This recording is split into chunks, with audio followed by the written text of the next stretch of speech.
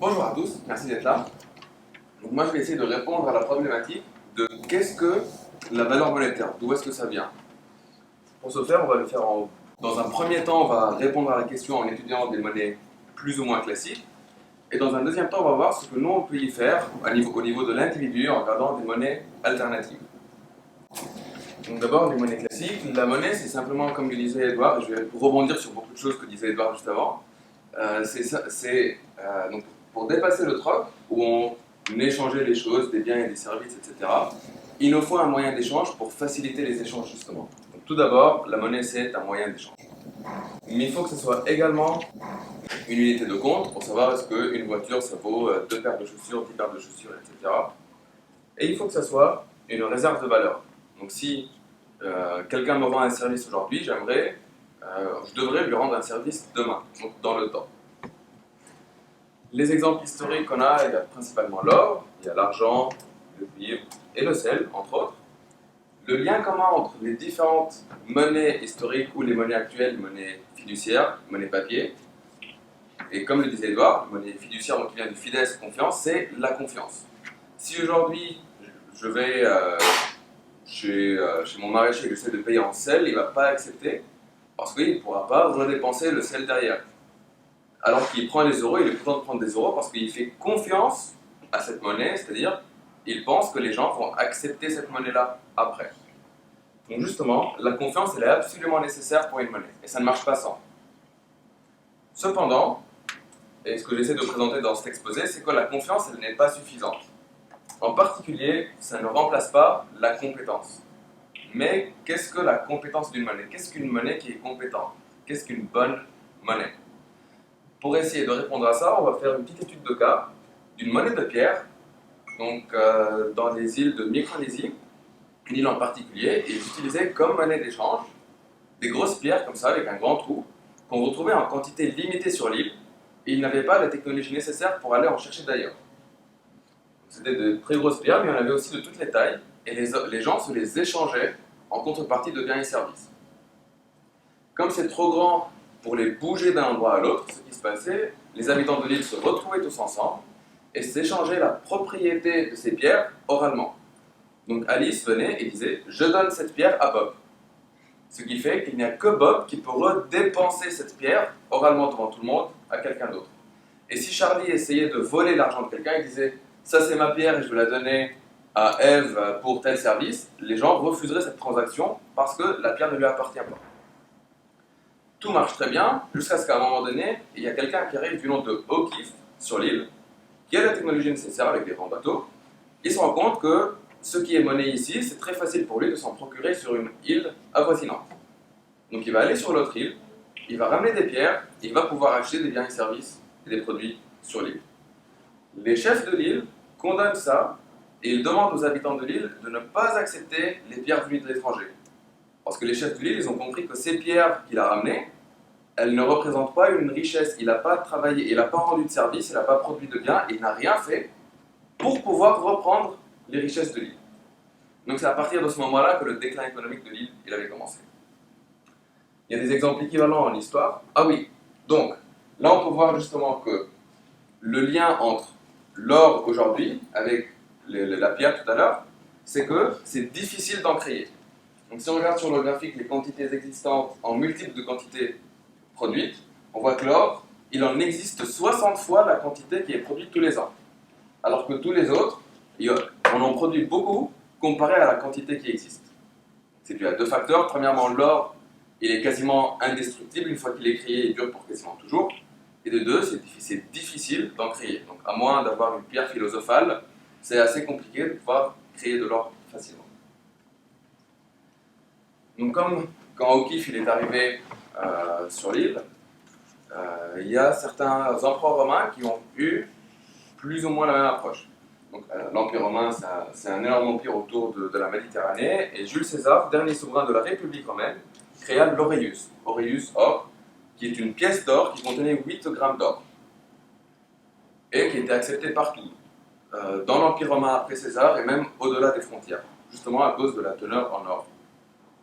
Des années plus tard, vint Néron, et Néron, qui manquait de liquidité, eut l'ingéniosité, tout comme au kiff, de se créer de l'argent. Au lieu de ramener des pierres ou de ramener de l'or qui est difficile à faire, il refrappa les pièces d'or, mais en mettant moins d'or à l'intérieur.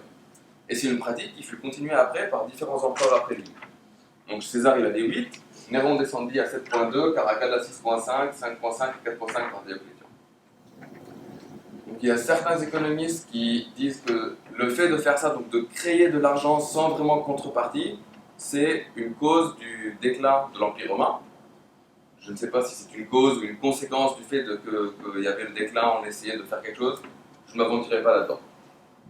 Mais ce qu'on voit ici, ce que faisaient les empereurs romains, ça ressemble à ce qu'on fait aujourd'hui donc en imprimant des billets pour essayer de relancer l'économie, etc. Et donc la question qu'on se pose, c'est augmenter la quantité d'argent, est-ce que ça augmente les richesses? Pour répondre à cette question, on va faire une petite étude de cas. On va aller en Turquie en 2005, où ils avaient tellement de zéros avec leurs livres qu'ils se sont dit, en fait, on va supprimer des zéros. On va supprimer 6 zéros de notre livre. Donc on passe de 1 million de livres à 1 livre. Et donc forcément, ce qui coûtait 1 million de livres avant coûte maintenant plus que 1 livre. Si vous aviez 100 milliards de livres, vous n'en avez plus que 1000. Donc, donc ça marche dans les deux sens. Qu'on ait divisé par 1 million la quantité d'argent, ou qu'on ait multiplié, les gens ne se retrouvent pas plus riches ou moins riches dans un cas que dans l'autre. C'est simplement des zéros qu'on rajoute. Donc, augmenter la quantité d'argent n'augmente pas les richesses. Bon, mais si on fait une petite expérience de pensée, si l'État français demain décide de construire un hôpital et qu'ils n'ont pas assez de ressources, ils vont se dire, imaginons qu'ils impriment de l'argent pour aller construire l'hôpital. Dans ce cas-là, c'est un peu contraire à ce qu'on disait, parce qu'apparemment, augmenter la quantité d'argent n'augmente pas les richesses, mais augmenter la quantité d'argent permet de construire des hôpitaux. Ce qui nous fait un paradoxe.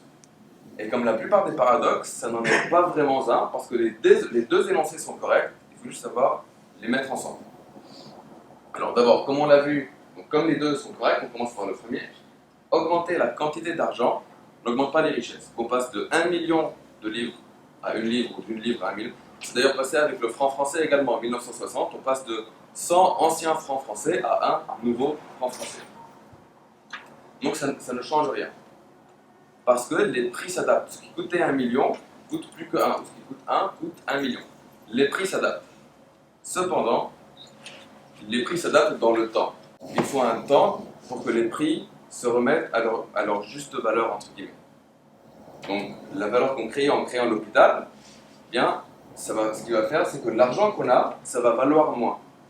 Et les perdants dans tout ça, c'est les gens qui ont de l'argent, ou les marchands qui acceptent l'argent. Au moment où ils vont aller pour la dépenser, ça va valoir moins qu'au moment où ils l'ont accepté.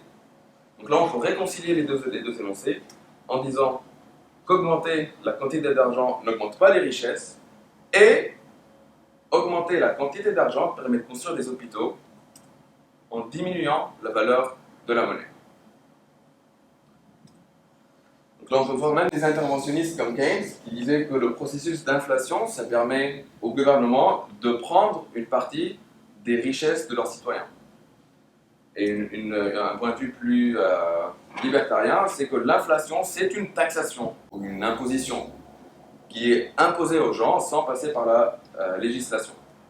Parce que donc, le gouvernement, il aurait deux choix s'il veut faire des projets. Soit il me prend 200 euros, donc j'ai 1000 euros disons, et il me prend 200 euros pour aller financer ses projets. Soit il imprime de l'argent, et mes 1000 euros ne valent plus que 800 euros. Sauf que malheureusement, on ne le voit pas assez sous forme de taxation. Donc on le voit par contre dans le prix de l'or qui va monter. Donc la valeur de la monnaie descend, le prix des choses, il monte. On dit la vie devient de plus en plus chère, parce que les prix ils montent, tout comme on le voit ici avec l'or. D'ailleurs, quand on a quitté l'étalon or dans les années 70, c'est parce que les États, l'Amérique parce que c'était indexé sur le dollar pour 35 dollars par once d'or, ils avaient trop imprimé d'argent et qu'ils n'arrivaient plus à maintenir le taux de change. Donc à un moment donné, Nixon il s'est dit en fait moi je vais laisser tomber l'étalon or. Donc on dit que le prix de la vie il augmente en dollars ou en euros. C'est ce qu'on voit d'ailleurs ici. Le prix des commodités en dollars ou en euros il va monter au cours du temps, mais si on regarde le prix des commodités en or, il a plutôt tendance à descendre avec le temps. Parce qu'avec les avancées technologiques, c'est plus facile de faire des choses. Donc ce n'est pas vraiment vrai que la vie devient plus chère, c'est juste notre monnaie qui perd beaucoup de sa valeur. Pour donner une idée, si on imprime, donc si on part avec 100 euros et ça marche avec n'importe quel autre montant, et qu'on imprime 5% d'argent qui existe déjà, on imprime 5% en nouveaux billets. Au bout de 15 ans, on a déjà plus que doublé la quantité de billets qui existent. Donc en imprimant 5%, en 15 ans, on divise par 2 la valeur de notre monnaie. Ce qui est assez frappant. Pour que 5%, en 15 ans, on divise par 2. Un exemple très parlant là-dessus, c'est pendant la guerre en Irak, en 2003, les Américains ils bombardent la banque centrale irakienne. Paradoxalement, contre toute attente, en pleine guerre, au lendemain du bombardement de la banque centrale irakienne, quand ils sont dans l'impossibilité de créer de nouveaux dinars, le prix du dinar, il augmente, comparé au prix du dollar, et il augmente drastiquement, c'est pas négligeable. Parce que les Irakiens se ruent dessus, parce qu'il y en a qu'en quantité limitée qu'on ne peut plus en créer. D'ailleurs, même aujourd'hui, pour rebondir sur une question qui a été posée sur les réserves d'or, l'or, comme il n'y en a qu'une quantité finie, on sait qu'il n'y a que ça, enfin, ça change, mais ça change trop peu. Les banques centrales les gardent en réserve pour au cas où les gens perdent confiance en la monnaie fiduciaire, ils peuvent dire attention, on a de l'or, donc il y a toujours ça derrière pour protéger la monnaie fiduciaire. On répond donc à la question que la confiance, elle est absolument nécessaire, qu'elle n'est pas suffisante, que ça ne remplace pas la compétence, et que surtout ça ne remplace pas la rareté. Il faut que le moyen d'échange il soit rare. Sinon, ce n'est pas une bonne monnaie. Voyons des monnaies alternatives. Comment est-ce que nous, à l'échelle de l'individu, on essaye de toucher à ce monde économique qui paraît un petit peu distant? On remonte à la Grande Dépression, en 1933, en Autriche, dans un petit village qui s'appelle Wörgl. La mairie décide de créer une monnaie locale. Ils ne vont pas appeler ça une monnaie locale parce qu'il est interdit de faire concurrence à la monnaie souveraine. Donc la mairie, pour refaire marcher son économie, elle va créer des certificats de travail. Donc elle va faire des certificats aux jeunes, souvent les jeunes, quand ils vont faire des travaux dans la commune. Donc, notamment, ils ont construit une piste pour faire du saut à ski, ils ont construit des ponts, etc. Ces billets étaient ensuite échangeables avec les autres jeunes ou avec les commerçants du village, de la petite commune, ce qui a permis de faire un petit boost économique dans le village. Donc l'expérimentation a duré 11 mois, le temps que la Banque centrale le retombe dessus et menace de mettre le maire en prison.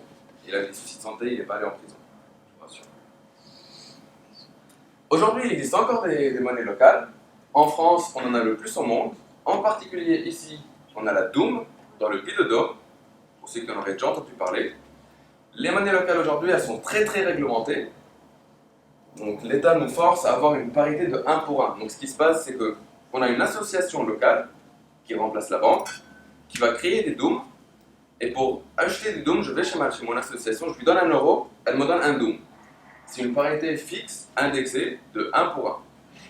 Les euros que l'association récupère, elle ne peut pas les dépenser. Donc elle ne peut pas faire comme les banques qui émettaient des certificats gratuitement. Elle n'a pas le droit de les investir, elle ne peut rien faire avec. Elle est obligée de les garder en réserve. Ce qui fait que tout ce qu'on fait, c'est simplement transformer 1 euro en un doom. Ce qui ne change pas grand-chose. Le but recherché, c'est qu'on va échanger nos euros pour des dooms. Avec les dooms, on va se les échanger dans le Puy-de-Dôme. Et idéalement, les dooms ne vont jamais ressortir pour aller en euros. Donc comme ça, on va enrichir et favoriser les circuits courts. Malheureusement, il y a toujours les marchands, il y a certains marchands qui ont toujours besoin d'importer des produits qui viennent d'ailleurs. Et donc, il existe une backdoor. Les marchands, ils ont le droit d'aller racheter des euros chez l'association. Ce qui fait qu'à cause de toutes les lois aujourd'hui qui sont dessus, l'État ne veut pas perdre l'autorité qu'il a pour émettre de l'argent. Et donc, on se retrouve quasiment dans l'impossibilité de refaire des trucs de notre côté pour essayer de faire avancer les choses. Donc là, je cite un grand économiste, Frédéric Hayek, qui n'est pas moi, qui disait que tout ce qu'on peut faire est, de façon sournoise et détournée, introduire quelque chose qu'ils ne peuvent arrêter. Et c'est là que vient Bitcoin, plus tard, en 2008. Il y a quelqu'un sous le nom de Satoshi Nakamoto, on ne sait pas qui c'est. il avait l'idée de dépasser la centralisation monétaire. Donc l'idée c'était, au lieu de devoir passer par ma banque pour faire des transactions, on va faire un réseau pair à pair, tout comme ce qui se passait sur l'île en Micronésie, où les gens vont ensemble discuter pour s'échanger des biens. Donc ce qui se passe, Alice va dire à tout le monde, je veux donner 3 bitcoins à Bob. Et chacun va dans son cahier écrire, Alice donne 3 bitcoins à Bob. Et il n'y a que Bob qui pourra dépenser ces 3 bitcoins, puisque tout le monde sait que c'est Bob qui les a. On va écrire ces transactions par bloc de transactions et les mettre à la suite. Ce qui nous fait une chaîne de blocs et donc une blockchain. Donc ça c'est un réseau pair à pair sur ordinateur, tout est automatisé et donc les États ne peuvent pas vraiment venir et arrêter ça parce qu'ils devraient arrêter tous les ordinateurs qui jouent le jeu, ce qui est aujourd'hui impossible. Au début de Bitcoin, quand il n'y avait que quelques ordinateurs, ça aurait pu être faisable, mais aujourd'hui il y en a beaucoup trop, c'est impossible d'arrêter. Une particularité de Bitcoin, c'est qu'à chaque nouveau bloc créé, on crée de la monnaie. Parce que sinon, il n'y en a pas au début. Donc on doit en créer au fur et à mesure. Comme on minait l'or, on mine, entre guillemets, des bitcoins. Bitcoin est conçu de telle sorte que la création de bitcoin diminue au cours du temps pour que la quantité totale de bitcoin plafonne à 21 millions. Donc un peu pour mimiquer l'or. Une fois qu'on atteint 21 millions, on ne créera plus de bitcoin. Donc justement, c'est très rare. Et si on vient le mettre maintenant sur un graphique comme celui de tout à l'heure, comparer les quantités existantes en multiples de quantités produites, Bitcoin en 2017 se classait déjà mieux, entre guillemets. Donc les nouvelles quantités de Bitcoin créées comparées aux quantités existantes, elles étaient déjà plus petites. Oui, donc les quantités existantes étaient plus grandes par rapport aux quantités produites, étaient plus grandes que beaucoup de monnaies. Et Bitcoin en 2025, quand on aura déjà créé tellement de Bitcoin et qu'on sera en train d'en créer un tout petit peu, sera déjà 2 fois plus rare que l'or. Alors, malheureusement, Bitcoin n'est pas utilisé vraiment aujourd'hui comme une monnaie parce qu'on spécule beaucoup dessus, on achète et on vend, on espère se faire de l'argent rapidement. Ce qui fait que le prix n'est pas stable dans le temps du tout. Donc, on perd la réserve de valeur, qui est une des 3 fonctions de la monnaie. Mais il existe des gens qui aiment ce projet. Déjà en 2010, il y a ce monsieur qui avait acheté ces 2 pizzas qu'on voit ici pour la maudite somme de 10 000 bitcoins. 10 000 bitcoins, les 2 pizzas coûtaient 25 $. Il a payé 10 000 bitcoins. Aujourd'hui, un bitcoin, c'est 33 000 €. Donc ces 2 pizzas lui ont coûté l'équivalent aujourd'hui 330 millions d'euros. Alors, peut-être un jour, on sera tous comme lui, et on utilisera tous Bitcoin comme monnaie, et peut-être pas, je ne le sais pas, et je pense que personne ne le sait. Ça dépend simplement des gens s'ils vont adhérer, acheter ou pas. Alors Bitcoin, ce n'est pas le paradis, parce qu'il y a toujours des problèmes avec, notamment les blocs dont on parlait tout à l'heure. Les blocs sont de taille limitée, et il y a une limite au nombre de transactions qu'on peut faire passer. Et donc on ne peut pas faire passer autant de transactions qu'on veut. Également, le temps de validation des blocs, il est assez long. Il faut attendre 10 minutes pour valider un bloc de transaction. 10 minutes pour faire une transaction, ça fait un petit peu long. Et là, on ne parle pas de temps de confirmation, donc pour être sûr que la transaction est passée, etc. C'est dans ce cadre-là qu'interviennent que différentes crypto-monnaies ont été inventées, chacune dans un but bien spécifique, certaines comme Monero pour favoriser l'anonymat, ou comme Zcash également, d'autres comme Ripple pour faciliter les échanges avec les banques et le monde financier et les différentes monnaies actuelles qui existent, etc. etc. Sur ce, je finis ma présentation et je suis à l'écoute de vos questions.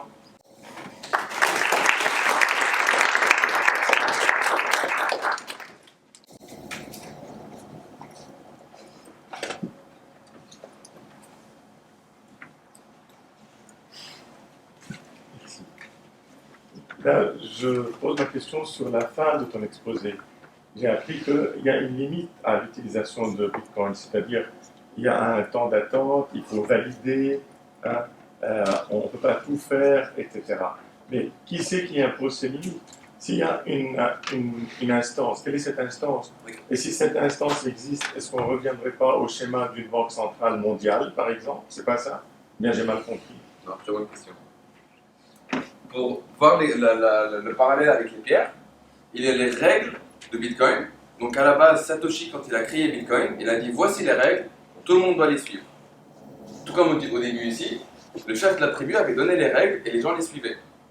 S'il y a une personne qui ne suit pas les règles, les autres personnes ne vont plus échanger avec. Donc il y a le réseau. S'il y a une personne qui va accepter des pierres venues d'étrangers et que les autres s'en tiennent aux règles initiales, cette personne qui a ramené des pierres étrangères, elle ne pourra rien faire avec. Parce que le réseau ne l'accepte pas. C'est le même cas dans Bitcoin. Il y a les règles qui ont été énoncées à la base, et si quelqu'un essaye de faire autrement, si quelqu'un essaye d'imprimer plus de Bitcoin, les autres, ils ne vont pas tenir compte de ce que cette personne fait. Et il y a certains cas où il y a plusieurs groupes, donc un grand groupe qui a décidé de faire autrement, ce qui fait un clivage et qui fait qu'il y a deux différentes crypto-monnaies, chacune avec ses propres règles. Ça s'est passé avec Bitcoin, avec Ethereum, avec plein d'autres. On va justement à la fin. Hop. Il y a Bitcoin Cash, parce que justement Bitcoin Cash, le but c'était d'agrandir la taille de bloc.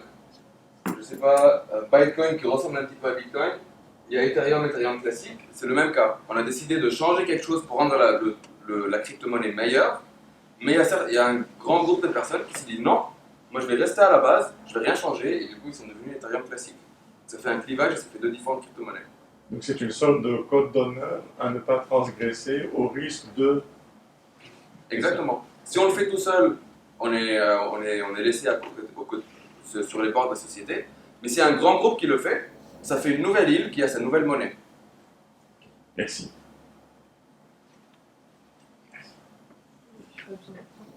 C'est quoi les règles De du Bitcoin? C'est-à-dire Bah, tu dis il faut respecter des choses, il faut respecter des règles. C'est quoi ces règles? donc par exemple, quand tu crées un bloc, tu as le droit de créer de l'argent. Donc, alors, on va aller un petit peu dans les détails, dans les blocs ici. Ce qui se passe, donc pour se mettre d'accord sur toute cette historique, et c'était là l'ingéniosité de Satoshi Nakamoto, c'était comment est-ce qu'on arrive, parce que si on n'est que 10 personnes et qu'on peut le faire à l'oral, mais s'il y a des milliards de personnes, comment est-ce que tu peux te mettre d'accord sur un historique commun pour tout le monde? Donc la solution c'était, une personne à la fois devient la banque. Une personne à la fois crée un bloc. Une personne à la fois valide des transactions. La récompense pour cette personne, c'est de se créer de l'argent. Donc d'imprimer l'argent. Elle a le droit de s'imprimer une quantité finie d'argent. La règle c'est, ça commence avec 50 bitcoins, tous les blocs, et c'est divisé en deux à peu près tous les 2 ans. Aujourd'hui on est à 6,25 bitcoins. Donc à chaque fois, toutes les 10 minutes, quelqu'un crée un bloc de transaction, et il a le droit de s'imprimer 6,25 bitcoins. Ça c'est une règle. S'il s'imprime plus que 6,25, les gens ils vont dire non, ce bloc il n'est pas valide, on va le laisser de côté, on va faire comme s'il n'existait pas, et quelqu'un d'autre va faire un bloc. Ça répond à la question?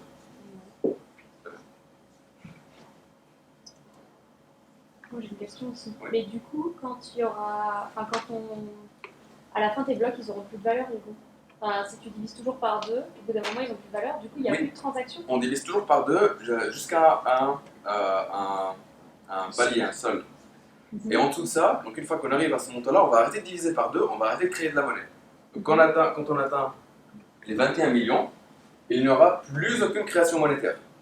Mais on va toujours récompenser les gens qui participent au réseau via des frais de transaction. Donc à chaque fois que quelqu'un voudra faire une transaction, il va donner une petite part de l'argent à la personne qui devient entre guillemets la banque pour alimenter le réseau.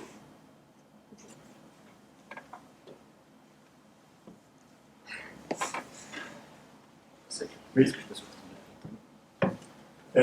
Une question qui n'est pas en lien direct peut-être avec ton exposé, c'est qu'il y a une sorte de dicton, on entend de temps en temps, qui dit que la mauvaise monnaie chasse la bonne. Comment est-ce qu'on peut comprendre cela? Parce que je vois d'après ce que toi tu as dit plus ou moins, est-ce que Edouard. Voilà, Edouard, il a dit avant, c'est que l'or, il reste. Donc, l'or n'est pas chassé du paysage économique, monétaire. Je veux dire, où est-ce qu'on peut comprendre que la mauvaise monnaie chasse la bonne? Je ne sais pas, j'ai jamais compris ce dicton.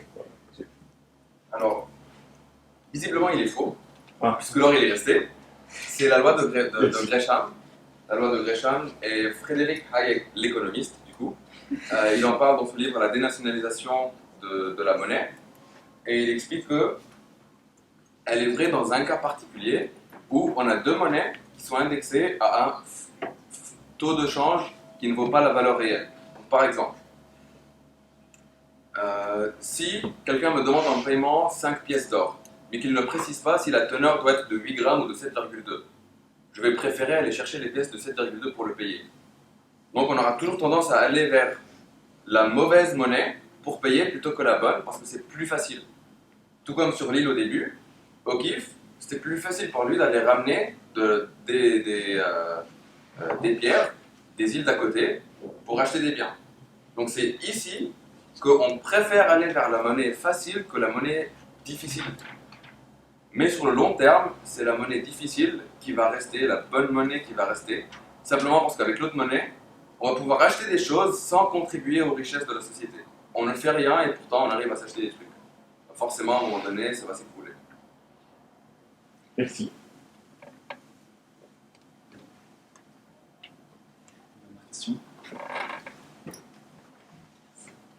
Mais ce système des blockchains, c'est quand même une économie d'échelle. C'est-à-dire qu'on a du mal, personnellement j'ai du mal, à le visualiser sur une échelle planétaire par exemple. Parce que si on revient à l'exemple de la Micronésie, c'est sur une petite île avec un petit système et avec peu de monde qu'on a pu faire fonctionner le système. Il cesse de fonctionner quand quelqu'un de l'extérieur crée une bulle spéculative, hein, j'appelle ça comme ça, mais je ne suis pas sûre que ce soit bien le cas, et que le système s'effondre. Mais est-ce qu'on ne peut pas faire un parallèle avec les bitcoins?